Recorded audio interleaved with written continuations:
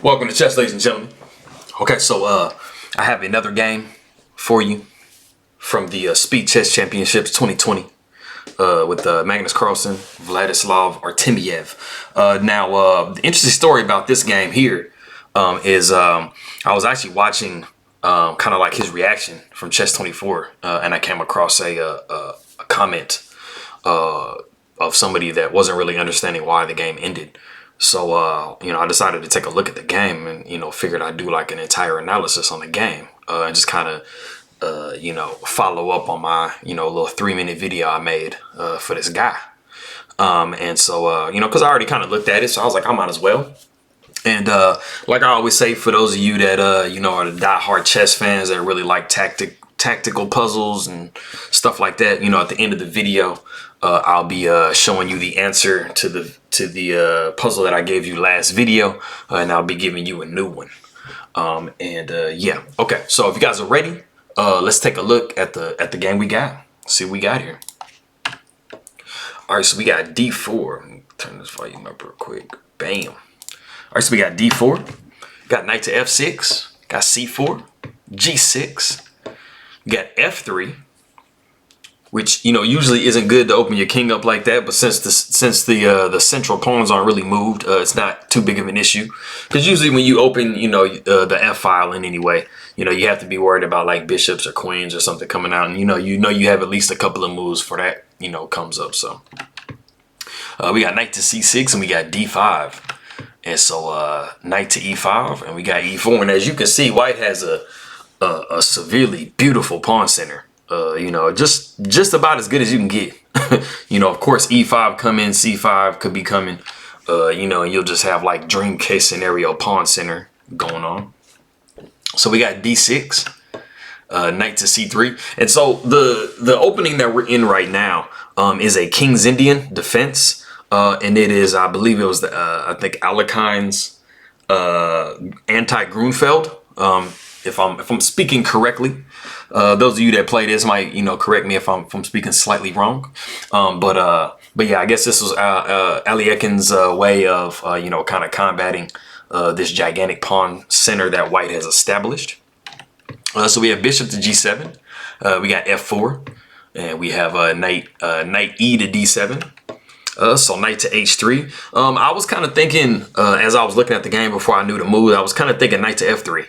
Knight to F3 just, it helps the advance of this pawn here. And so, it kind of makes castling a little harder. Knight to H3 is a move. So we have castles by black. Bishop to E2, got C6. Knight comes back to F2, just, adding a little bit more protection to this E4 pawn here. All right, so we have C takes D5, C takes D5, B5. And bishop takes B5.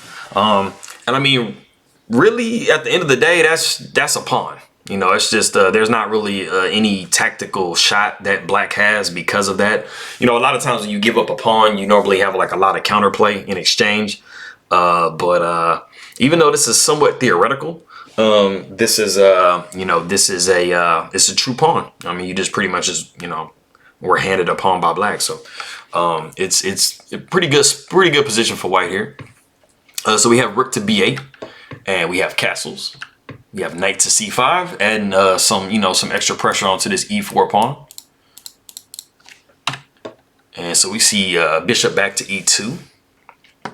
Now, if we were to see something, just for example, let's say we were to see like rook to E1, trying to add some extra defense to that, to that pawn, thinking it's being sufficient. It actually kind of wouldn't be. It's because the black actually has the ability to remove the defender of this bishop on B5. And so, having to think a couple of moves into the situation, you would see how rook to E1 wouldn't really suffice. So we'd see knight F takes E4, knight F takes E4, knight takes E4, rook takes E4, and then bishop would take C3. Removing the defender of that B5 bishop, pawn would take C3, and then rook would take B5. And as you can see, black has a nice healthy pawn structure. They've gotten their pawn back and white has you know, a couple of issues with their structure here. So going back, we had bishop to e2, back to e2, recognizing that we have issues here. And so we have queen to b6. And this is actually the novelty of the game, but it's a pretty straightforward idea. You know, just like how we talked about a second ago, you know, knight taking e4, this knight taking e4, this knight taking e4, you know, of course, that would end up in, you know, having a discovered attack on this king along this f-file. Or this diagonal here. And so seeing that, you know, Carlsen goes ahead and sidesteps that with king to h1. And so we have queen to b4, kind of doing an artificial attack on the e4 pawn, because since the queen is usually always going to be the last piece that attacks a specific square or piece, it's going to be easily knocked away with a3. And so we got queen down to b3, so rook to b1. You know, we have to make sure that we defend this b2 pawn, because it can get a little weak here. So we have bishop to d7. So we have e5, knight back to e8, bishop to e3. So bishop to f5, queen takes b3, knight takes b3. I mean, you know, the bishop is making it very hard for this rook to remain here with the queens on the board. So we had to go ahead and exchange the queens here. So bishop to d3. So we got pawn takes e5, bishop takes f5, g takes f5, and we got f takes e5. And so after bishop takes e5, we have knight to d3, just placing an extra attack on this bishop. So bishop goes back to g7. So we have bishop takes a7. Now something that was possible here as well was rook takes. So as you'll be able to see coming up in the game, knight takes e5 was actually kind of present, or knight takes f5 was actually present quite a few times here. So, but bishop does take a7.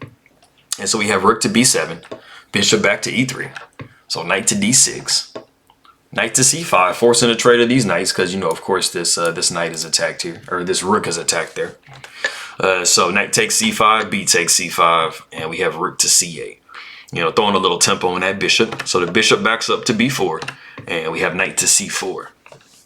And so we see rook b to c1 with by white. And so, you know, pretty clear, you know, if the knight moves somewhere, you know, you're looking at, you know, possibly taking the rook on c8 or trying to trade or something like that. So if you guys want to go ahead and pause the video here, let me fix this. Bam. So if you guys want to go ahead and pause the video here real quick and see what black actually played. It's a nice little tactical shot here. Yeah, I'll give you a second. We'll catch back up with you in a minute. Okay, so for those of you that you know, paid attention to this rook b to c1 move, it should have kind of made you think about, you know, a possibility of taking this b pawn here. Now it's pretty straightforward as far as snapping the pawn off, but you know what it also does is it undermines the protection of this knight here. And so you know, it could be possibly a trade here, but this knight takes b2 causes some problems for white.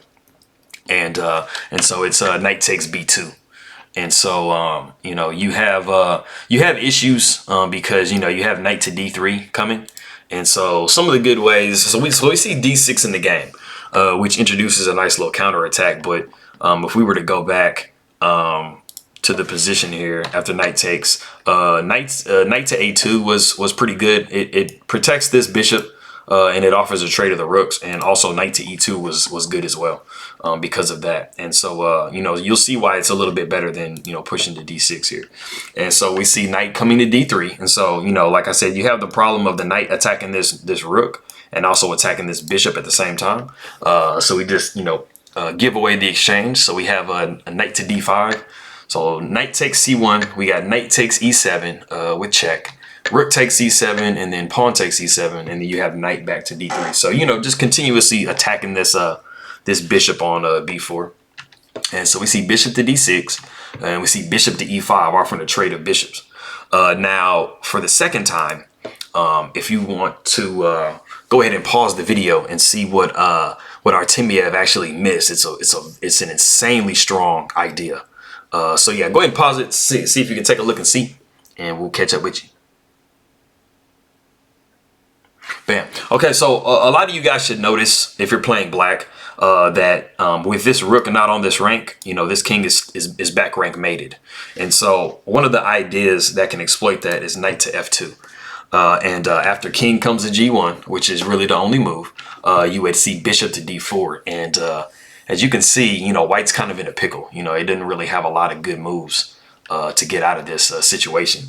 So the main thing you have to make sure you're paying attention to is the fact that this knight is going to move somewhere with the discovery, and this is the most dangerous square to go to, because then it would just pick up this bishop for free. So you have to defend the bishop, and then after f6, you would see probably rook to b1. Trying to put the rook, make sure that you put the rook far enough away so that there's not a discovery attack on the rook. And so, like I said, we did have bishop to e5. So we see bishop takes e5, knight takes e5. We see king to g1, knight to g6, rook takes f5. We see knight takes e7. We see rook back to f1, and rook to a8, rook to a1. And so we got rook to a4, just making sure that we prevent this pawn from moving. And so we see king to f2, knight to c6, rook to c1, giving an attack on that knight there. And so we got knight to e5, rook to c3, king to g7. We got h3, trying to restrict the knight as much as possible here. You know, as you can see, white is down a piece, so you know you're trying to make the best of it here. So we have knight to c4, so rook to g3 with check, king to f6, and knight to g4 pins the knight to the rook here. Kind of. I mean, you know, you're down a piece, so I mean you can only pin so much. And so we have h5, so rook to h4, king to g5, rook to d4. And so we have a knight back to b6, kind of forcing the trade. So we see rook takes a4, knight takes a4. We got king to e3. So we got f6. So we got king to e4. So knight to c3 with check. King to d3. Now, you know, the thing about this particular situation is the king has to kind of hold this side over here, because this king can penetrate and then it's just completely game over. But if you can manage to win this knight, then this pawn is going to be able to score a touchdown. So, you know, you're kind of torn between the two sides. So you have knight to a4, you got king to e4, you got f5 with check, so you have king down to f3. So you have knight to c3, king to e3, knight back to a4, king to f3, knight to b6, you have g3, you have knight to a4, you have king to e3, so you have knight back to c5 here, king to f3, king to f6, king to f4, knight to e6 with check, king to e3, you have king to e5, you have a4, trying to see if you can run that pawn down the board a little bit. And so king to d5, you have a5, king to c5, king to f3, you have king to b5, you have g4, f takes g4, h takes g4, and you have h4. And this, as crazy as it sounds, this is the only this is the only winning move. Anything else allowed, you know, as you can see, you only have a knight. So if your pawn drops at any point ever, it's going to end up in just a draw. And so the problem with this particular situation is, so after h4, you know, really one of the only tries is for the king to try to come back and make sure we defend against this pawn coming down. You know, this king is going to be able to, not at the moment, it can take its time. The knight is actually going to come to g5. And so the problem is now you have the knight that's holding these two squares, and then this pawn is holding this square. So the king can't move up at all. And all the king has to do is take on either of these two squares, you know, come back over here. And so just to give you a sample variation of that, you know, we would see something like, you know, possibly king shifting back over, king would take here. And then the king doesn't really have too much to do other than kind of shuffle back and forth. So we would see that. And the king, you know, would just walk over to this side of the board you know, capture here. And so the thing about it that you have to, you know, be thinking about as far as this particular endgame goes is the fact that a knight has the ability to hold a pawn. So even if after king to h2 you pushed pawn here, the knight has a really good ability to hold a pawn from the back. So, you know, whether it's holding it from here or, you know, it's holding it from here, you know, the king can never come forward. So even if we did, for example, let's say we had that and the king came up here you know, you had this as a situation. You know, this king is never going to be able to attack this knight because this pawn is going to push and it's going to promote, and then that's all she wrote. So like I said, the knight is holding this pawn and these squares down, and the king just needs to come in and take care of the other pawn, and you're going to be able to force this pawn through. So you're dealing with like the knight being able to protect the pawn from the back. You know, you're dealing with, you know, being outside the square of the pawn. And you're just literally dealing with, you know, the ability to force a passed pawn through. So that was something that was really nice by Artemiev to do that.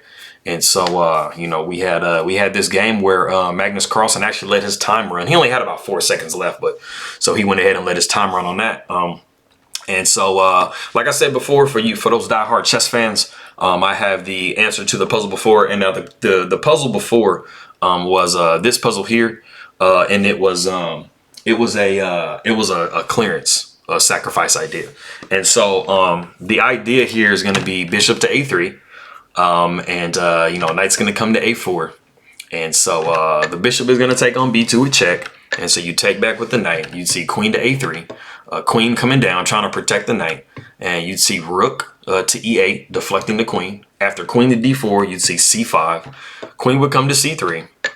Queen would take on a2, bishop back to e1, trying to create space for the king to come, and you see rook to e2, deflecting the bishop out of the way and covering the king's flight square.